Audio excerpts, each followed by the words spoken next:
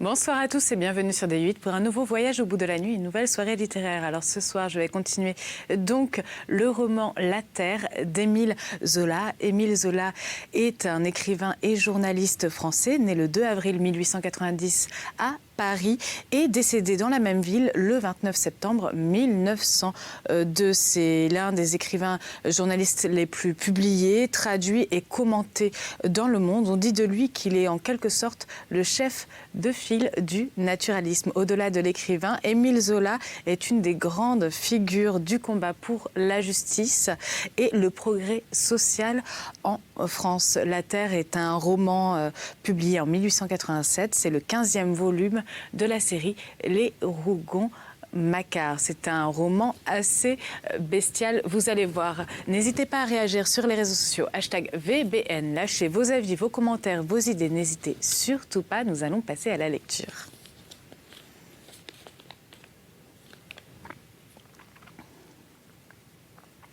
Voilà, reprit Grosbois, en sortant de sa poche un carnet graisseux. J'ai levé déjà un petit plan exact de chaque parcelle, ainsi que vous me l'aviez demandé, Père Fouan. À cette heure, il s'agit de diviser le tout en 3 lots. Et ça, mes enfants, nous allons le faire ensemble. Hein ? Dites-moi un peu comment vous entendez la chose. Le jour avait grandi, un vent glacé poussait dans le ciel, pâle des vols continus de gros nuages, et la Beauce, flagellée, s'étendait d'une tristesse morne. Aucun d'eux, du reste, ne semblait sentir ce souffle du large, gonflant les blouses, menaçant d'emporter les chapeaux. Les 5 endimanchés, pour la gravité de la circonstance, ne parlaient plus. Au bord de ce champ, au milieu de l'étendue sans borne, ils avaient la face rêveuse et figée, la songerie des matelots qui vivent seuls par les grands espaces. Cette Beauce plate, fertile, d'une culture aisée, mais demandant un effort continu, a fait le boussereau froid et réfléchi, n'ayant d'autre passion que la terre. Faut tout partager en 3, finit par dire Buteau.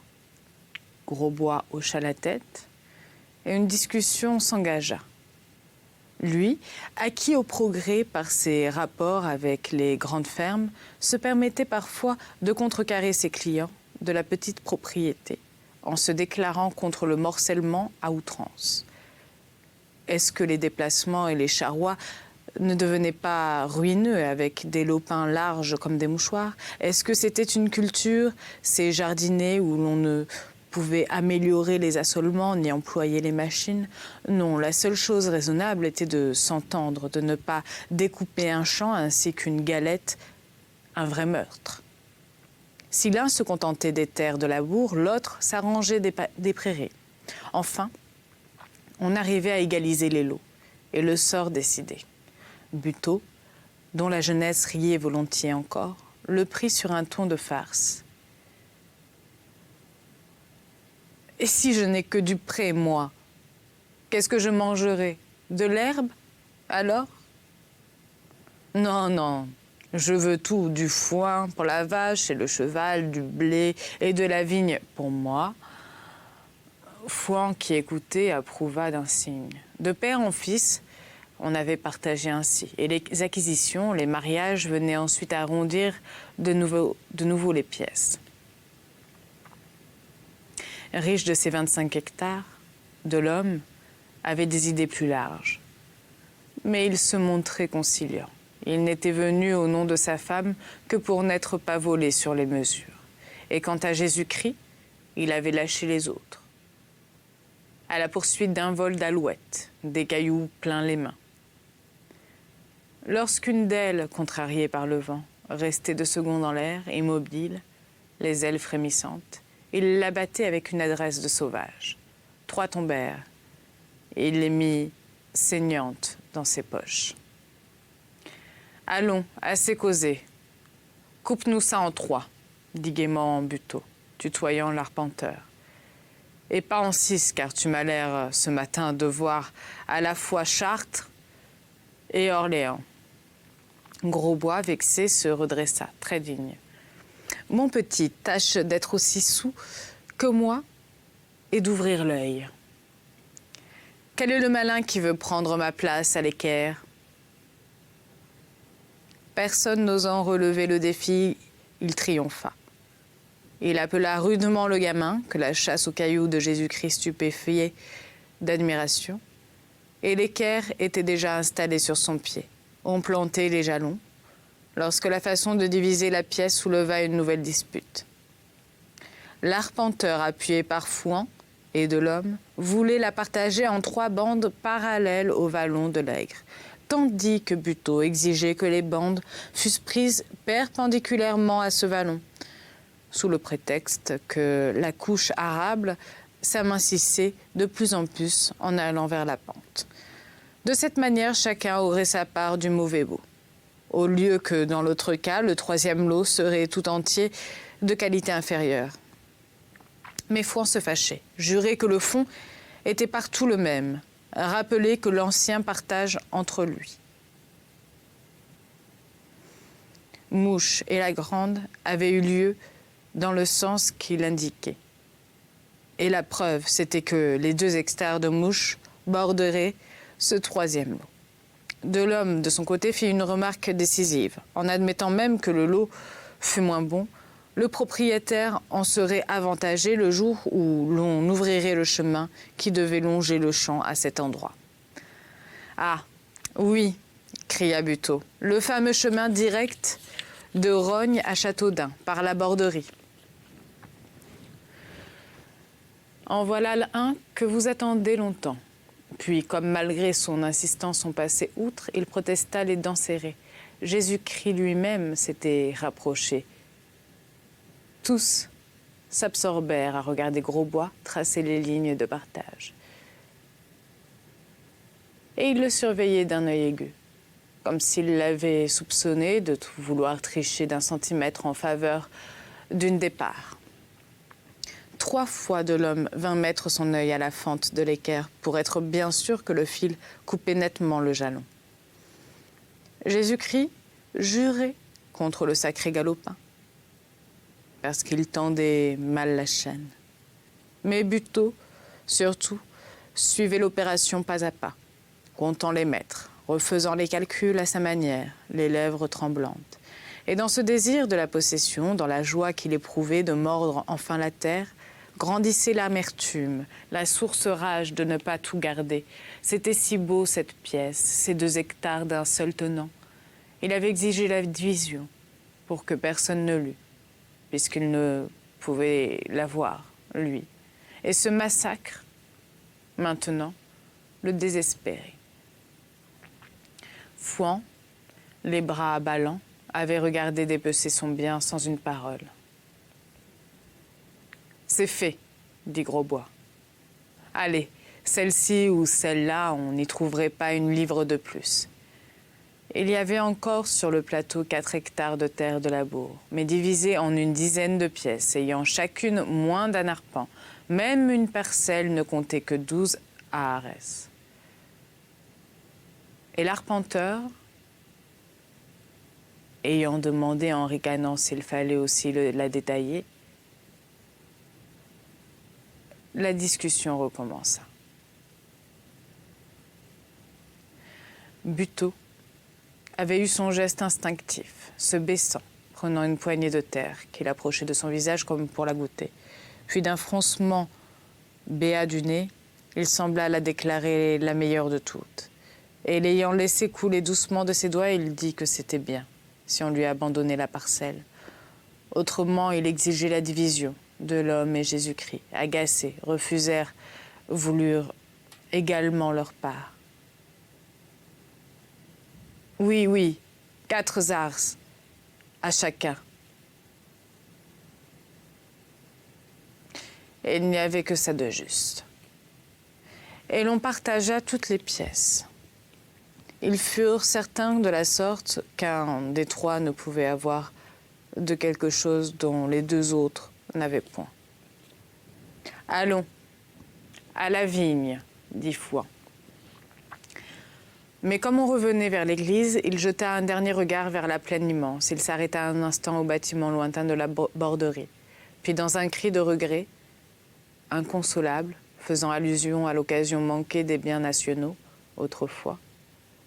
« Ah, si le père avait voulu, c'est tout ça, Grosbois, que vous auriez à mesurer. » Les deux fils et le gendre se retournèrent d'un mouvement brusque. Et il y eut une nouvelle halte. Un lent coup d'œil sur les 200 hectares de la ferme, éparses devant eux. « Bah !» grogna sourdement Buteau en se remettant à marcher. « Ça nous fait une belle jambe, cette histoire. Est-ce qu'il ne faut pas que les bourgeois nous mangent toujours ?» 10 heures sonnaient. Ils pressèrent le pas, car le vent avait faibli. Un gros nuage noir venait de lâcher une première averse.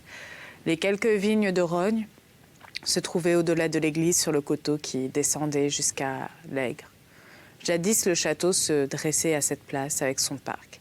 Il n'y avait guère plus d'un demi-siècle que les paysans, encouragés par le succès des vignobles de Montigny, près de Cloyes, s'étaient avisés de planter en vigne ce coteau que son exposition au midi et sa pente raide désignaient.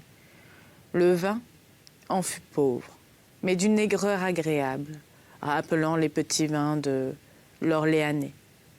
Du reste, chaque habitant en récoltait à peine quelques pièces. Le plus riche de l'homme possédait 6 arpents de vignes, et la culture du pays était toute aux céréales et aux plantes fougères.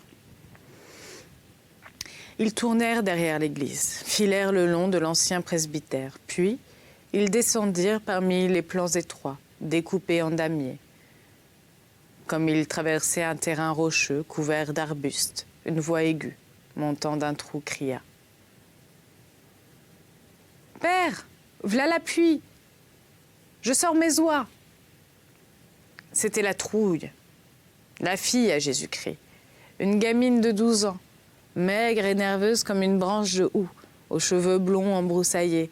Sa bouche grande se tordait à gauche, ses yeux verts avaient une fixité hardie, si bien qu'on l'aurait prise pour un garçon vêtu en guise de robe, d'une vieille blouse à son père, serrée autour de la taille par une ficelle. Et si tout le monde l'appelait la Trouille, quoiqu'elle portât le beau nom d'Olympe, cela venait de ce que Jésus-Christ gueulait contre elle du matin au soir, ne pouvait lui adresser la parole sans ajouter « Attends, attends, je vas te régaler, sale trouille !» Il avait eu ce sauvageon d'une rouleuse de route, ramassé sur le revers d'un fossé, à la suite d'une foire, et qu'il avait installé dans son trou, au grand scandale de Rognes. Pendant près de 3 ans, le ménage s'était massacré. Puis un soir de moisson, la gueuse s'en était allée comme elle était venue, emmenée par un autre homme. L'enfant, à peine sevré, avait poussé de rue, en mauvaise herbe. Et depuis qu'elle marchait, elle faisait la soupe à son père, qu'elle redoutait et adorait. Mais sa passion était ses oies. D'abord, elle n'en avait eu que 2, un mâle et une femelle, volés tout petits, derrière la haie d'une ferme. Puis, grâce à des soins maternels, le troupeau s'était multiplié et elle possédait 20 bêtes à cette heure, qu'elle nourrissait de maraudes. Quand la Trouille parut avec son museau effronté de chèvre, chassant devant elle les oies à coups de baguette, Jésus-Christ s'emporta. « Tu sais, rentre pour la soupe, ou gare. Et puis, sale Trouille, veux-tu bien fermer la maison à cause des voleurs ?» Buteau ricana. De l'homme et les autres ne purent également s'empêcher de rire, tant cette idée de Jésus-Christ volé leur sembla drôle. Il fallait voir la maison, une ancienne cave, 3 murs retrouvés en terre. Un vrai terrier renard, entre des écroulements de cailloux sous un bouquet de vieux tilleuls. C'était tout ce qu'il restait du château. Et quand le braconnier, à la suite d'une querelle avec son père, s'était réfugié dans ce coin rocheux qui appartenait à la commune, il avait dû construire en pierre sèche pour fermer la cave. Une 4e muraille, où il avait laissé 2 ouvertures, une fenêtre et la porte. Des ronces retombées, un grand églantier masquait la fenêtre. Dans le pays, on appelait ça le château. Une nouvelle ondée creva. Heureusement, l'arpent de vigne se trouvait voisin et la division en 3 lots fut rondement menée, sans provoquer de contestation. Excusez-moi. Il n'y avait plus à partager que 3 hectares de pré, en bas, au bord de l'Aigre. Mais à ce moment, la pluie devint si forte, un tel déluge tomba, que l'arpenteur, en passant devant la grille d'une propriété, proposa d'entrer. Si l'on s'abritait une minute chez M. Charles. Fouan s'était arrêté, hésitant, plein de respect pour son beau-frère et sa sœur, qui, après fortune faite, vivaient retirés dans cette propriété de bourgeois. « Non, non, murmura-t-il. Ils déjeunent à midi, ça les dérangerait. » Mais M. Charles apparut en haut du perron, sous la marquise, intéressé par l'averse. Et les ayant reconnus, il les appela. « Entrez, entrez donc !» Puis, comme tous ruisselés, il leur cria de faire le tour et d'aller dans la cuisine où il les rejoignit. C'était un bel homme de 65 ans, rasé aux lourdes paupières, sur des yeux éteints, à la face digne et jaune, de magistrat retiré, vêtu de molleton gros bleu. Il avait des chaussons fourrés et une calotte ecclésiastique qu'il portait dignement, en gaillard dont la vie s'était passée dans les fonctions délicates, remplies avec autorité. Lorsque Laure Fouan, alors couturière à Châteaudun, avait épousé Charles Badeuil, celui-ci tenait un petit café rue d'Angoulême. De là, le jeune ménage ambitieux, travaillé d'un désir de fortune prompte, était parti pour Chartres. Mais d'abord, rien ne leur y avait réussi. Tout périclité entre leurs mains. Ils tentèrent vainement d'un autre cabaret, d'un restaurant, même d'un commerce de poissons salés. Et ils désespéraient d'avoir jamais 2 sous à eux. Lorsque M. Charles, de caractère très entreprenant, eut l'idée d'acheter une des maisons publiques de la rue aux Juifs, tombée en déconfiture, par suite de personnel défectueux et de saleté notoire. D'un coup d'œil, il avait jugé la situation, les besoins de Chartres, la lacune à combler dans un chef-lieu qui manquait d'un établissement honorable, où la sécurité et le confort fussent à la hauteur du progrès moderne. Dès la seconde année, en effet, le 19, restauré, orné de rideaux et de glaces, pourvu d'un personnel choisi avec goût, se fit si avantageusement connaître qu'il fallut porter à 6 le nombre des femmes. MM, les officiers MM, les fonctionnaires, enfin toute la société, n'alla plus autre part. Et ce succès se maintint grâce au bras d'acier de M. Charles, à son administration paternelle et forte, tandis que Mme Charles se montrait d'une activité extraordinaire, l'œil ouvert partout, ne laissant rien se perdre, tout en sachant tolérer, quand il le fallait, les petits vols des clients riches. En moins de 25 années, les Badeuil économisèrent 300 000 francs, et ils songèrent alors à contenter le rêve de leur vie. Une vieillesse idyllique, en pleine nature, avec des arbres, des fleurs, des oiseaux. Mais ce qui les retint 2 ans encore, ce fut de ne pas trouver d'acheteur pour le 19, au prix élevé qu'ils l'estimaient. N'était-ce pas déchirer le cœur un établissement fait du meilleur d'eux-mêmes, qui rapportait plus gros qu'une ferme et qu'il fallait abandonner entre des mains inconnues, où il dégénérerait peut-être? Dès son arrivée à Chartres, M. Charles avait eu une fille, Estelle, qu'il mit chez les sœurs de la Visitation à Châteaudun. Lorsqu'il s'installa rue aux Juifs, c'était un pensionnat dévote, d'une moralité rigide, dans lequel il laissa la jeune fille, jusqu'à 18 ans, pour affiner sur son innocence. L'envoyant passer ses vacances au loin, ignorante du métier qui l'enrichissait, et il ne l'en retira que le jour où il la maria à un jeune employé de l'octroi. Hector Vaucogne, un joli garçon qui gâtait de belles qualités par une extraordinaire paresse. Et elle touchait à la trentaine déjà. Elle avait une fillette de 7 ans, Élodie. Lorsqu'instruite à la fin, En apprenant que son père voulait céder son commerce, elle vint d'elle-même lui demander la préférence. Pourquoi l'affaire serait-elle sortie de la famille puisqu'elle était si sûre et si belle? Tout fut réglé. Les Vaucognes reprirent l'établissement et les Badeuil, dès le premier mois, eurent la satisfaction attendrie de constater que leur fille, élevée pourtant dans d'autres idées, se révélait comme une maîtresse de maison supérieure, ce qui compensait heureusement la mollesse de leur gendre, dépourvu de sens administratif. Eux s'étaient retirés depuis 5 ans à Rognes, d'où ils veillaient sur leur petite fille Élodie, qu'on avait mise à son tour au pensionnat de Châteaudun, chez les sœurs de la Visitation, pour y être élevée religieusement, selon les principes les plus stricts de la morale.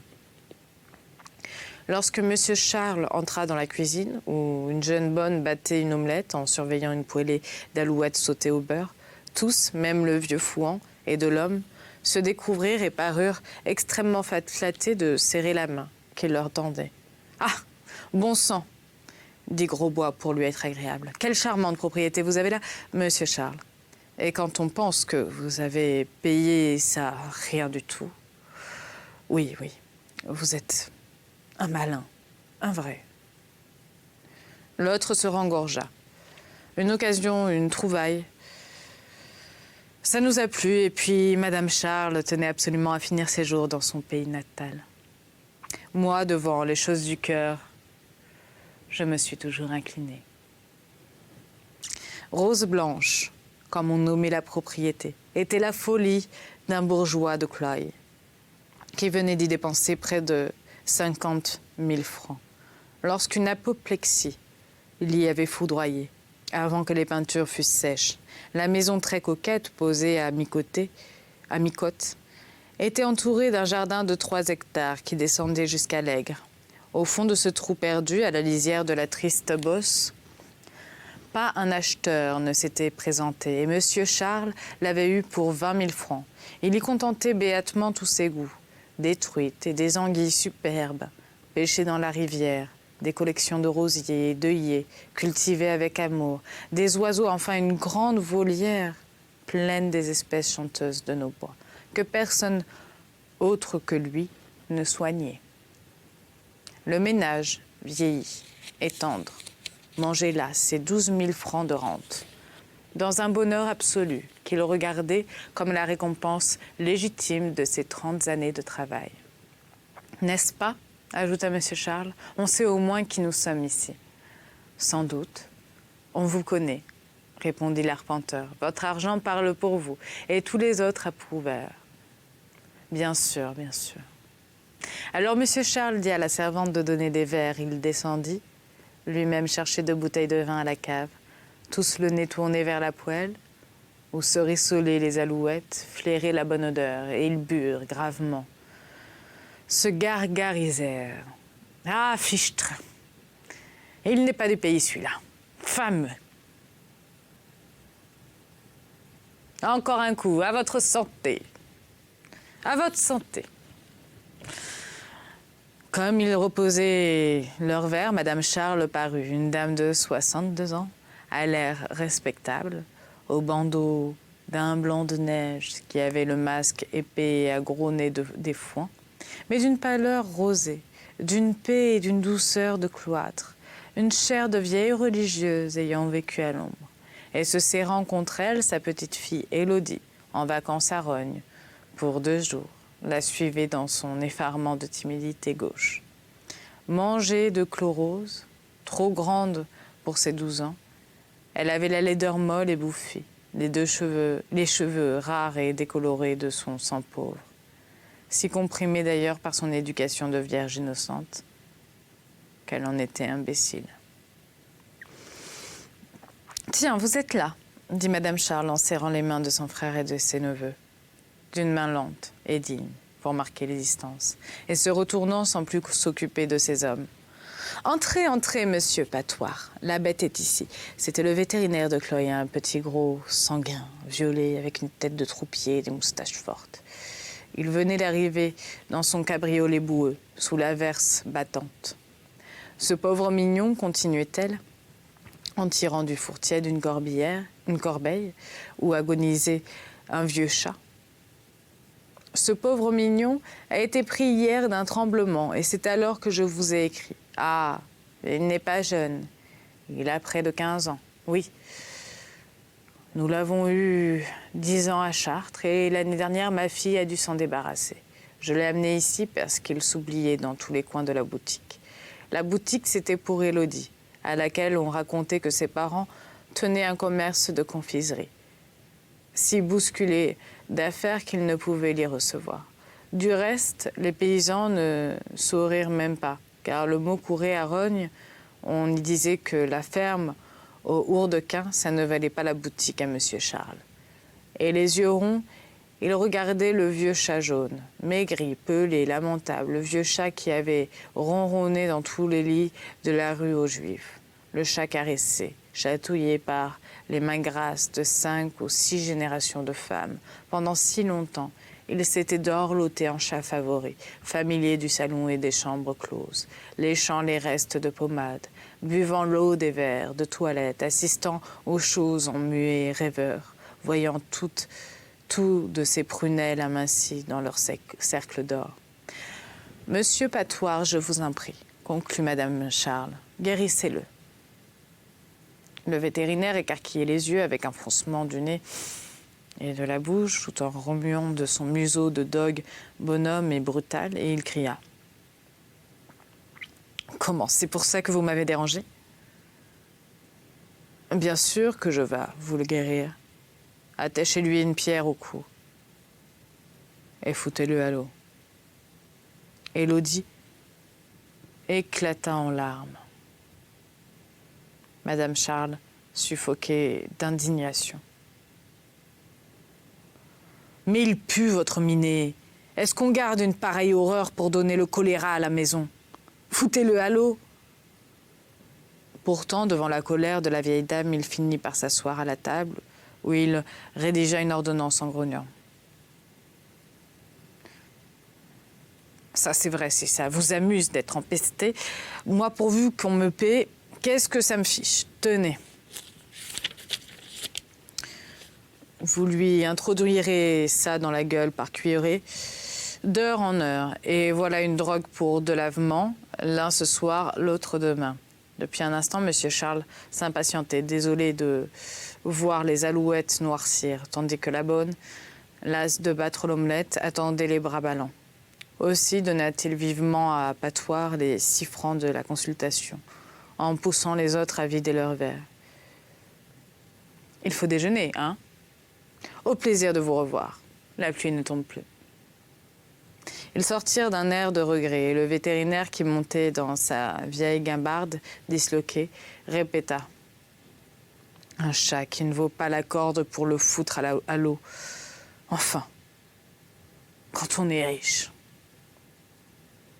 De l'argent à putain. Ça se dépense comme ça. Ça se dépense comme ça se gagne. Ricana Jésus-Christ. Mais tous, même Buteau, qu'une envie sourde avait pâli, protestèrent d'un branle de la tête. Et de l'homme sage déclara. « N'empêche qu'on n'est ni un feignant, ni une bête, lorsqu'on a su mettre de côté 12 000 livres de rente. » Le vétérinaire avait fouetté son cheval. Les autres descendirent vers l'Aigre, par les sentiers changés en torrent. Ils arrivaient aux 3 hectares de pré qu'il s'agissait de partager quand la pluie recommença, d'une violence de déluge. Mais cette fois, ils s'entêtèrent, mourant de faim, voulant en finir. Une seule contestation les attarda à propos du 3e lot, qui manquait d'arbres, tandis qu'un petit bois se trouvait divisé entre les 2 autres. Tout cependant parut réglé et accepté. L'arpenteur leur promit de remettre des notes au notaire pour qu'il pût dresser l'acte, et l'on convint de renvoyer au dimanche suivant le tirage des lots qui aurait lieu chez le père à 10 heures. Voilà, c'est ainsi que se termine donc cette lecture donc, de La Terre d'Émile Zola. J'espère que vous avez passé un bon moment. N'hésitez pas à réagir sur les réseaux sociaux, #VBN, ainsi que sur notre page Facebook Voyage au bout de la nuit. Je vais vous quitter avec une petite citation.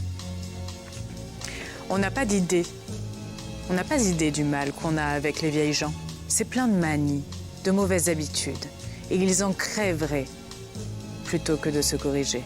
Voilà. La Terre, Émile Zola. À tout bientôt.